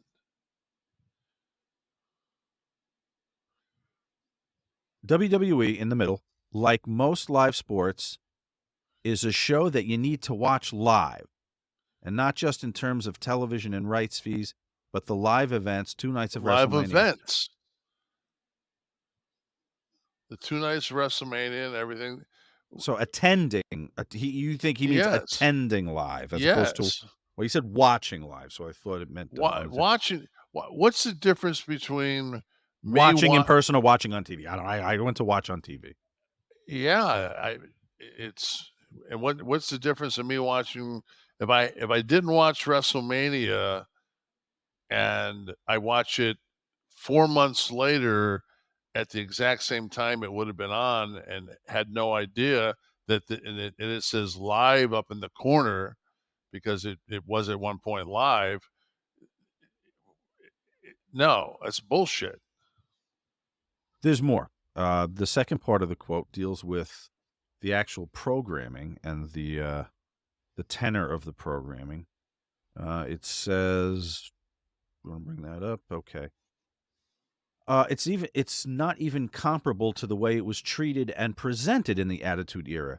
It's not that the women in the Attitude Era couldn't do the things that the women today are doing, but the mindset at the time was the audience does not want to see the women in a cage or a ladder match, and that mindset has had a complete 180 now. Does he go to the... there's also a quote about the family-friendly viewing now versus what was on television in the... and that, I thought, was the... okay, here, yeah. The days of sexually charged found itself in the middle of a boom period by doing mostly the opposite. Gone are the days of sexually charged, highly controversial storylines. In their place, largely family-friendly programming is increasingly slipping into the mainstream. Does that include the 40, or I guess now 51% that's pro-Trump, that thinks that he still is the president? Been running it secretly? I don't know. Yeah, maybe, I'm just saying that they're factored in. It's family friendly. Where they, I saw a thing the other day where as far as somebody that was trustworthy, and they had the people had Trump at this is the poll had Trump at 71% trustworthy, their spouse at 64, family and friends at like 51, and then their clergy at 42. To Trump's what? 71. 71. But that he was the baron of truth. That was the standard. So when you have those kind of numbers, and then Gewirtz comes and follows it with that, I'm not thinking that Gewirtz is too left. The last part I read about the family-friendly viewing, that was in the context of the article. That wasn't a quote from him. I just want to put that out there if anybody is confused about that. But that I didn't realize that was not a quote. Just about the last part about family-friendly. How did that family-friendly viewing young rock show do? What young rock? When does season 3 of that family-friendly show start? But you see, that you have to keep context with this whole discussion. At the time, in the 90s, the Attitude Era, Crash TV, Vince Russo, whatever moniker you want to give it, what moved the needle was what popular culture, popular art culture, Tarantino films, grunge music, things had an edge back then. So there's a very different trope that's happening now with politeness and correctness, and yeah, because goddamn Dove soap commercial have skin disorders advertising soap now. I'm confused by all this. I'm old and out of touch. If I was to watch television nowadays, I'm not too sure that I want to see a woman have a ladder match. Or a cage match. I'm not too sure about that, but I do want to know as much as I can about toenail fungus and any kind of eczema whatsoever, because that just seems to be that's what's fucking running this fucking country. Ads have gotten really weird. I'll give you that. When you've got eczema on your elbow, and then they tell you that fucking you can get kidney failure from taking the. I think I'm going to take the rash on my elbow over kidney. Oh, I love the disclaimers they have to read. May cause death. It's like, well, I'll keep the headache, motherfucker. Yeah. Here's something I want to say. There's so many people that are out there right now that suffer from migraine headaches and headaches. And the next time you get a headache, first off, go to the store and buy some Himalaya salt. Okay? And take a teaspoon of Himalaya salt and put it in 4 ounces of water, stir it and drink it. And your headache will probably be gone in 15 minutes. Because you have a covering that goes over your brain that holds fluid. And if you're dehydrated, it's tight and you get a headache. And people think like, well, I'm sitting here drinking water. You could drink all the pH 55, all the bullshit you want to. If there's not sodium in that, your body doesn't absorb it. That's why people, they sit there and they drink and drink and drink and drink and drink. And they go, I don't understand why my ankles and feet are so swollen. I drank 4 quarts of water today. It's because there wasn't any salt in it. Your body didn't absorb it, and it's just sitting in your system. So it's like, well, all of the hydrating drinks, popular with sports drinks, and we even had a sponsor on here for a little while. I tried the powder that was a hydrating formula. Did have a significant sodium content, and I guess usually like 180 milligrams. Right. So I guess that's the deal there. However, to get back to just for a second here, nowhere in this article did I see a mention of ratings. Now I know it's not a 1-to-1 ratio. There's a lot more distraction now. Ratings figures are broken apart not just on network and cable, which is what we were dealing with in 1997. But you've got Netflix and Amazon and every other thing pulling attention, YouTube pulling attention from television. So of course nothing's going to get the 5s that Nitro was getting back in the day. So I get that. But my question is this: so if that's the case, and we say Monday Night Football actually considered moving Monday Night Football to Thursdays because we were doing a solid 10-11 between the two shows. Now, that didn't happen. It was short-lived. But if you went by those kind of numbers, but the WWE was probably worth $20 million back then. Now it's worth $9 billion. So when you make a comment like the business is where it, guess what, man? Like, you would not believe how advanced Tesla is over the Model T. It's like, come on, man. It's like there are more appendages to the business with social media and streaming and the network. You didn't have an option. You were still, to get inside you either had to buy a sheet, you either get the Observer or the Torch, or you had to get at $1.99 a minute or 99 cents a minute. Hotline stuff. Yeah, hotline shit. I mean, it's just, you can't compare the two. It was a different time, for sure. All right, consider this the high spot of the show. Kevin, it's brought to you by our guy, Mickey Ray Sinatra, and his Get Blitzed Lit Aid. You're a fan. You've not been shy about this, that the second order is placed. That's right. This is nano-infused Delta-9 THC sipping syrup. And you love it. Yeah, but you got to do 5 tablespoons. Don't do Now YouTube is abuzz with... no. Listen, Kev's tried that Delta-9 sipping syrup in your Diet Sprite. Diet Sprite. Is the gimmick there? My favorite is the key lime pie and the Diet Sprite. Key lime pie. All right, I'm going to try one on this next order. I'm going to try it. It's a syrup. You mix it in the beverage like a tea, or they like the white soda they recommend, with as little as a teaspoon.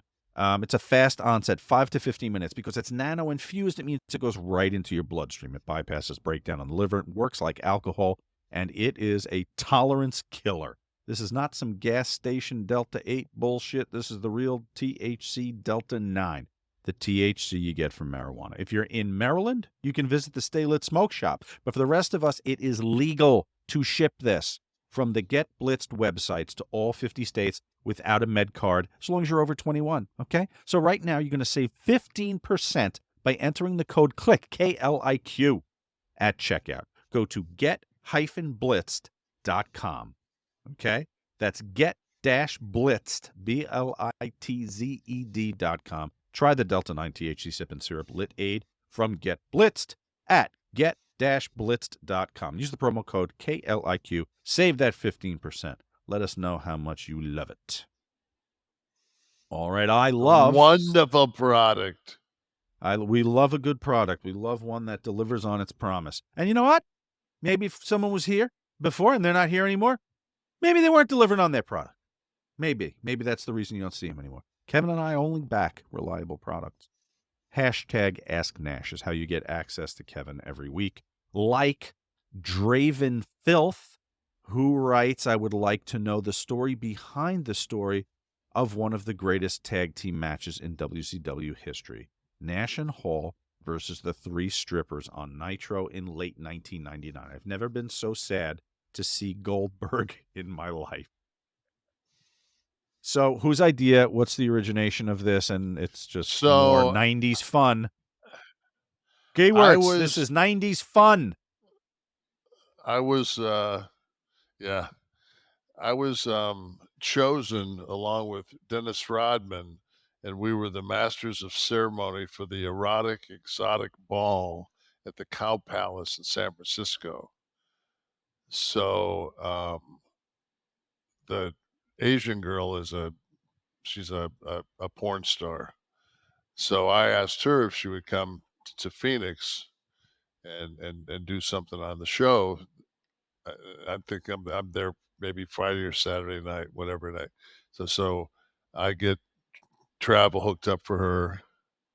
I get all of her information, and then the other 2 girls, Scott met one of them at a strip club, and then the other one was her friend. Yeah, because she brought her husband. The friend brought her husband, but Scott didn't allow the husband in the room. But so that's how it happened, and we had a match. You did. Uncaged Rage. Listening to the beginning of Kliq This, and I'm in the music discussion. A 2-parter question. Any wrestler you hung out with like nu metal, bands like Static X, Mudvayne, Sevendust, etc.? And I remember on a 98-99 episode of Raw, Triple H wore a Black Label Society shirt. Okay, I don't know if there's a question with that, so I guess one could assume that. I know Triple H is a metal fan. He's no, I'm just there's a lot of guys like especially the newer crew, right? The TNA young guys, they all listen to. And I think we talked about Triple H was a big Kiss fan, of course. Motorhead, we know that. All right. How about from the live audience? Let's get some people involved. Let's get some folks involved. What do we got here? Josh, you have any memorable matches against Terry Funk? Oh, we're like we're almost like a generation apart. Right. He was doing all those. He was like when I kind of broke in and was making my way up the ladder. He was over in Japan doing those crazy matches with Jack Right. and with Mick. So it was and all just that. it was literally just that one interaction that we saw. And I think I had we had like a little angle in WCW. I think we did something.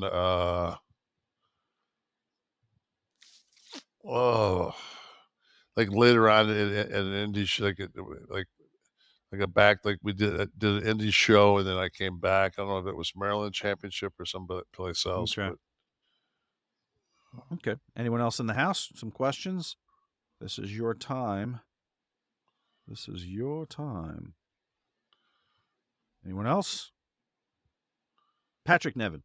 Kevin, on a previous episode, you said that T has a comfortable bed. What type of a bed is it? It's it's one of those therapeutic, whatever the hell it is. Oh, it's the memory foam. Yeah, but like the top of the line one, like it. Tempur-Pedic. Yeah. Yeah, but it's like the top of the line Tempur-Pedic. That's not too soft on your. No, on your back? this has got it's a completely different bed. Like you can kneel on it and your knees don't sink into it. I remember the first time that I was ever on one of those, and you go to have sex from behind, and you fucking you end up to your fucking hip bones in bed to be like, what the fuck? Right. So, but no, because you're sinking. Yeah, his bed is just, I mean, it's a godsend. And I just bought new pillows for Tamara and I. Mm-hmm. These neck pillows they were pretty expensive, and I've had it the last 2 nights, and I didn't have nearly the neck pain nor shoulder pain the last 2 mornings I woke up. All right. Very good. Wow. Anyone else in the audience? We'll give a shot to another one. Dave, Pennsylvania, our newest member, who says, how has the view been at the Putt Putt Golf this month? It was funny because I mean, after I said that, there was a streak of probably 10 days where it was just like, and then the other day I drove by, and I don't know if it was Weight Watchers was fucking playing putt putt, but I mean there was slim pickings. And not slim pickings. Yeah, big pickings. Thick pickings. Not that there's anything wrong with that. No, listen, we're all different shapes and sizes. Somebody's got to bring those diabetic numbers up for the country. Let's see. Fernham Schnavits. Kev, have you ever considered going back to the flat top haircut or growing it long like the old days? No. Fernham Schnavits, my brother was listening to the show, and Fernham gets a lot of questions in. He does. They're usually pretty good. So he ends up creeping into the show. My brother and I had a name when we were young. It was we'd always say when somebody would make up, like, and who told you that our friend Clem DeBorso, and that was our ongoing name was Clem DeBorso. So my brother texted me today on my phone. He says, is Schnavits your show's Clem DeBorso? So he kind of is, and I guess I was mispronouncing his name for the first few episodes, and I got a whole dissertation on the pronunciation of Schnavits and not Schnavits, for Christ's sake. Peerless Price, I can pronounce that one, ran into Kevin in Detroit in the elevator at the Punch. Thanks for all the places to see in Detroit. We had a great time. Kev, what do you think the Lakers' record will be this year? Do you remember him in the elevator? You must have given him some sights to see. He must have asked you while he's there. But I think he went. He had already went to. I think the Institute of Art. And, 'Cause we talked about it on air too. Yeah. What do you think the Lakers are going to do?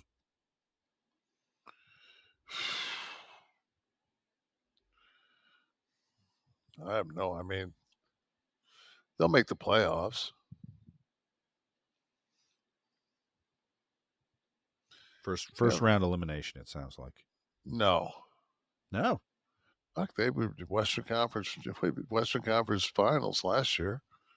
They're gonna have a better team. Who did they lose? I mean, I don't think anybody of major significance. Okay. I think they signed that Reeves kid back.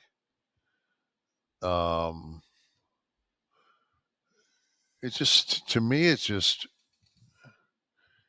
seems like the odds here. Let's see. All right, find them for us here. Now this is for what? A championship? These are the odds for. What is this for? NBA championship winner betting odds. All right, let's see. Let's look at. I'm only going to look at the DraftKings column because they're the advertisers. I see some other companies plus 1,200. Go up right there. There, yeah, okay. Plus so 1,200. Golden State, the only one favored higher at plus 1,300. Okay. All right, let's get some more of the folks that make the trip here every week and are members of KliqThisTV.com's 11 Soft Club. Don't forget tomorrow night, guys. Tomorrow night, Tuesday, if you're listening live on Monday, come hang out with Rob and Kevin, myself, for some fun discussion. Anybody have anything, Steve-O? What do we got? God, I got a busy week next week. Too Hard and Fierce. Any upcoming roles? We on the strike, maybe, dog. Francis. Yeah, we're we were talking about some stuff before the strike happened. Some exciting stuff in development for Kev, and then the writers, and then it's not even a thought.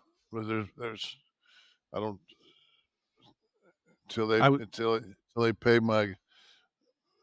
my cohorts what they deserve. Then no. Still getting our residuals. I got my pink. Oh my God! It was garbage. I got my pink check Monday. I was at Disney. One of the cool things. 27.12 was my pink check. $27. 27.12 was my pink check. Mine was 127. What the fuck? How is that possible? Well, I did 150 fucking movies and TV shows. But you look at the breakdown, it's like, 12 cents. 2 cents in yeah, Sweden. Exactly. Yeah. That's what I said. Horrendous. They used to be in the mid hundreds every time I got a pink one. It was nice. Now they're in the single hundreds. So a cool thing. I was in Disney a few weeks ago, and they do a cool thing. They have that pavilion in Epcot by America, and they do when they do like the food festival is going on right now. And they have a different act every night play for free, like 3 shows a day and night. And it's sometimes some retro acts like Boys to Men are always there. Last year I saw Kenny G, for God's sakes, on the soprano sax. And so the month I was in Florida, there weren't very good acts. But the one I was looking forward to was the Bacon Brothers. Kevin Bacon and his brother were going to do their folk songs. So I go to the park that night and I'm having dinner, and a friend of ours that was also down there texts us. They're like, Kevin ain't playing the strike. I'm like, but it's a park. I'm like, Disney. Of course, Disney Productions, one of the biggest production companies. He's not working for them during the strike. So they didn't perform. I was talking to Sean Waltman the other day, and he's, like The Rock gave like $1 million to the Screen Actors Guild. And then, so of course, kid says, yeah, but doesn't he have a $7 production company? Like he's a producer. Who is? Dwayne. Yeah. He's got a production company. I mean, that's true. He does. He's on both. He's on both sides of the both fence. sides of it. Yeah.